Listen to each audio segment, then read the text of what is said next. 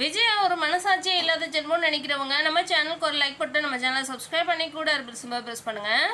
விஜய் இத்தனை நாளாக கலைஞர் நினச்சோம், ஆனால் ஒரு மனசாட்சியே இல்லாமல் நடந்துக்கிற ஜென்மனே இப்போ தான் தெரியுது. விஜயாவுக்கு நல்லாவே புத்திமதி சொல்லிடுறாங்க நம்ம மீனாவும். நடந்த விஷயம் அத்தனையுமே ஏன் பையன்கிட்ட சொல்லி வெறுப்பேற்றாதானே இந்த விஜயா இப்போவும் நம்ம மீனாவை டார்கெட் பண்ணுறாங்க. ஆனால் நம்ம மீனா போய் முத்துக்கிட்ட சொல்லத்தான் போகிறாங்க. இந்த மாதிரி கிருஷ்ணை உங்கள் அம்மா தான் காப்பாற்றுறாங்களாம். அங்கே பெரிய ஒரு நியூஸாக போட்டுருக்காங்கண்டு சிந்தாமணி ஒரு பக்கம் இதையே சாதகமாக பயன்படுத்தி இந்த மீனாவை இந்த விஜயகிட்ட நிரந்தரமாக பிரிக்கணும்.